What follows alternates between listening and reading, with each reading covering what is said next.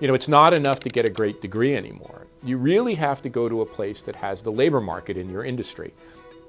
And that isn't many places. If you want to do finance, you're going to New York, you're going to London, you're going to Hong Kong, maybe you can go to Toronto.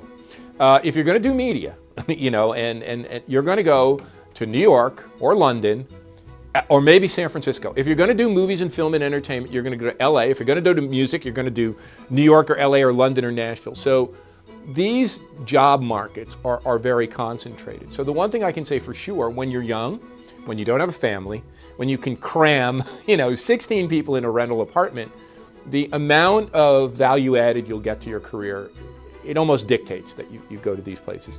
I think the question then becomes, we make several big moves in our lives. I wrote about this in a book called Who's Your City? The first move is that move after college where we position ourselves in a labor market.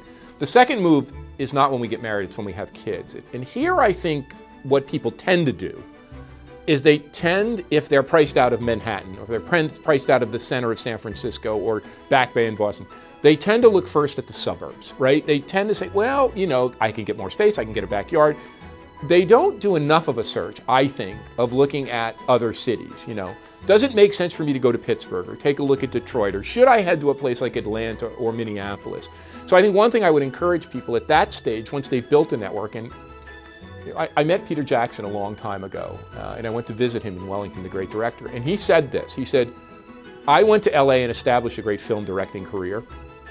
I couldn't start off in Wellington, New Zealand, but once I had developed that network, then I could move back to Wellington, which I love, I'm from, but I could also create at a much lower cost a studio complex where I could attract global talent, because Peter Jackson, I'm making cool movies. I can have a facility and I can attract people. So I think at that stage, people need to be a little bit, I would encourage people to be a little bit more all-encompassing and a little bit more strategic about their choice of where to live when they get a little bit older and more established.